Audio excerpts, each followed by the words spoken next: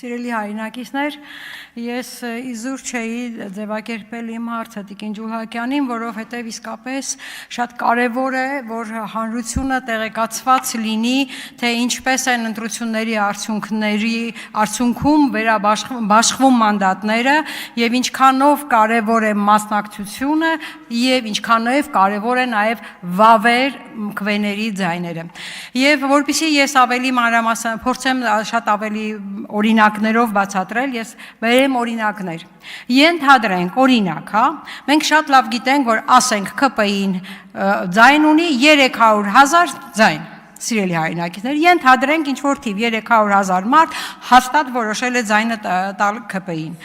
Մասնակցեց 1,200,000 ընտրող, ենթադրենք։ Վավերը նրանցից 1 միլիոն, այսինքն 200,000 մասնակիցների անվավեր սարքեց իրեն թերթիկը, որևէ մեկին չվստահելով, որևէ մեկին ձայն չտալով։ Այդ դեպքում Նիկոլը ԿՊ-ն կստանա 30 մանդատ, 101-ի փոխարեն 100 եմ հաշվարկում, տոկոսը որ ավելի հեշտ լինի։ Ստանում է 30 մանդատ, բայց եթե մասնակցում է 1 միլիոն եւ 1 միլիոնն էլ վավեր, կներեք, վավերի դեպքում շատ ներողություն, եթե վավերը 1 միլիոնը 30, բայց եթե ասենք օրինակ մասնակցում է 1 միլիոն, վավերը 1 միլիոն, էլի 30 մանդատ է ստանում ԿՊ-ն։ Այսինքն 200 մասնակցի քվեն անվավեր քվեն որևէ կերպ չի ազդում ընտրությունների արդյունքների վրա։ Եթե մասնակցում եք ու որևէ մեկին ձայն չեք տալիս, անվավեր եք սարքում, դա նույնն է, թե չեք մասնակցում։ Հաջորդ օրինակը։ Ենթադրենք նույն 300,000 ԿՊԻ ձայնի պարագայում մասնակցում է 1 միլիոն, վավեր է 1 միլիոն։ ԿՊ-ն ստանում է 30% մանդատ, այսինքն 30 մանդատ, բայց եթե մասնակցում է 600-ը, ԿՊ-ն իր 300-ով նորից նույն մասնակցություն, այդ դեպքում ստանում է 50 մանդատ։ Այսինքն, սիրելի հայրենակիցներ, մենք պետք է սա շատ լավ գիտակցենք, որ կարևոր է մեր ոչ միայն մասնակցությունը, այլ նաև մասնակցության արդյունքում որևէ քաղաքական ուժի ձայն տալը։ Դա նույնն է, եթե չենք մասնակցում կամ չենք գնում վավեր ձայնի, այս դեպքում տեսեք ԿՊԻ ձայնը նույն իր կողմ ձայների արդյունքում 20 մանդատով ավելացավ։ Այսինքն դա նույնն է, թե մեր չգնալով կամ որևէ մեկին վավեր ձայն չտալով ավելացնում ենք ԿՊԻ մանդատների քանակը։ Հիմա այսինքն պետք է մասնակցել եւ ձայնը տալ որևէ քաղաքական ուժի, իհարկե ընդդիմադիր ազգային պետականամետ քաղաքական ուժի։ Դուք հաճախ եք հարցնում, թե արդյոք օրինակ Նիկոլը չի հասկանում, որ իր այս կամ այն քայլը, այս կամ այն վարքագիծը վարչապետին ոչ հարիր վարքագիծ, խոսք ու պահվածք չէ։ Շատ լավ էլ հասկանում է սիրելի հայրենակից։ Իր նպատակը մարդկանց մոտ հիասթափություն առաջացնելն է, ընտրություններով որևէ բան փոխելու նկատմամբ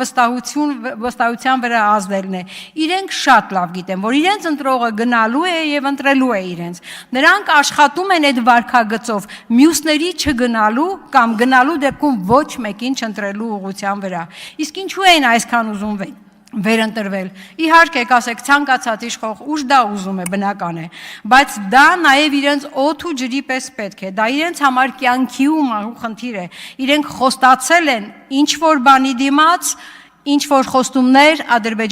թուրք ադրբեջանական տանդեմին եւ իրենք ոչ մեկը քան ուրիշը իրենք շատ լավ գիտեն, թե ինչ է սպասվում այդ խոստումները չկատարելու պարագայում։ Լավ, այսքան նարեցիք, էլ ինչ եք խոստացել Ալիևին, որ նորից վերընտրվելու այս խնդրի առաջ եք կանգնել եւ առաջ եք քաշել, պատերազմ կլինի, եթե չանենք թեզը։ ԿՊ-ն նոր չի առաջ քաշել պատերազմ եւ խաղաղություն թեզը։ Դա իրենց ծրագիրների սկզբան է։ Նախ պատերազմ, հետո արդեն պատերազմով վախեցնելով խաղաղություն խոստանալու դիմաց ադրբեջանական պահանջների հերթով, կարգով կատարում։ Սա է իրենց ծրագիրը։ Այս իշխանությունն ամեն ինչ արեց, որ պատերազմ սկսվի։ Արցախը Հայաստանը եւ վերջ կոչ, հարաբերությունների հետեւողականորեն փչացում Իրանի, Ռուսաստանի հետ, հայկական բանակը չի պաշտպանելու Արցախը ուղերձ Ադրբեջանին, հայոց բանակի հեղինակազրկում, հարինասիրության, հերոսության գաղափարների խեղաթյուրում ու արժեզրկում։ Այս իշխանությունը ոչինչ չարեց, որ պատերազմում հրադադարը շուտ կնքվի, որ զոհերը քիչ լինեն։ Հայոց բանակը հետ քաշվեց այն տարածքներում, որոնք գտնվում էին փաշինյանական հսկողության տակ։ Մենք կունենայինք նույն արդյունքը առանց այսքան զոհերի, բայց մեզ դավաճան կասեին, իսկ Շուշին պետք է հանձնեինք։ Սա էր Փաշինյանի մեկնաբանությունը հենց այստեղ ազգային ժողովի ամբիոնից։ Այս իշխանությունը ոչինչ չարեց, որ պաշտպանություն իրականացվի։ Դեռ ավելին, ադրբեջանական զորքը հաջողությամբ մխրճվել է, զարգացրել է հարձակումը, հաջողություն է գրանցել շրջանցելով Արցախի պաշտպանության բանակը, հասնելով մի ուղղությամբ Շուշի, մյուսներով ՀՀ տարածքներ, սահմաններ, գրավելով մեր ռազմավարական կետերը այն տարածքներում, որոնք գտնվել են ՀՀ իշխանությունների պատասխանատվության տիրույթում։ Հայելային հետքաշման անվան տակ ՀՀ սուվերեն տարածքի կարևոր բարձունքներից հայոց բանակի հետքաշում,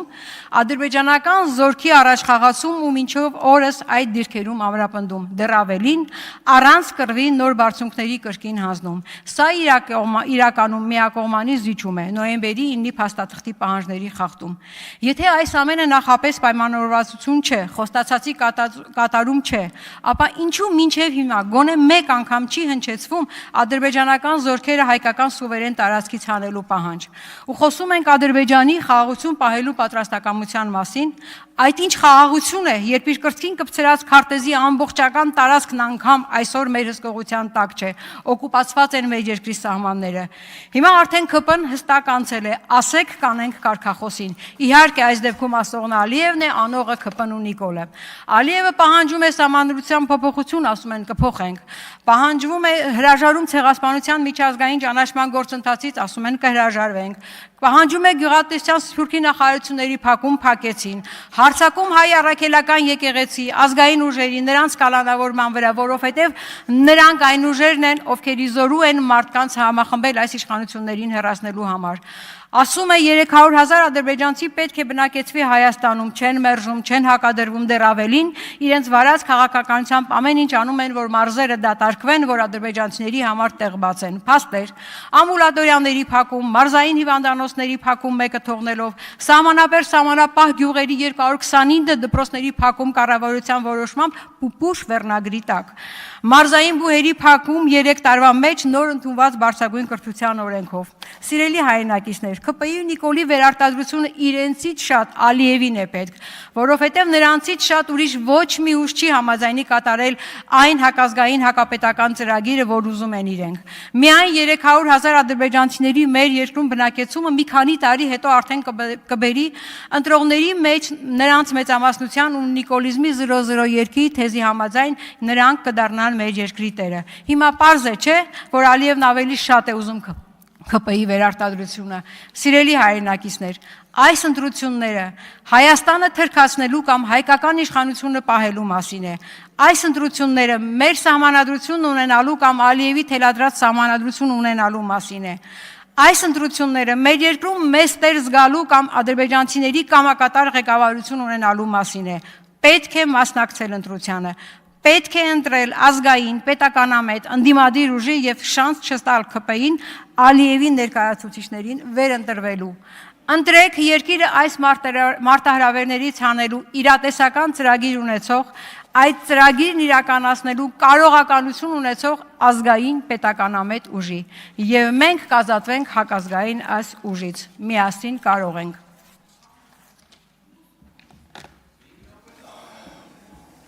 Վահագն Ալեքսանյան, համեցեք։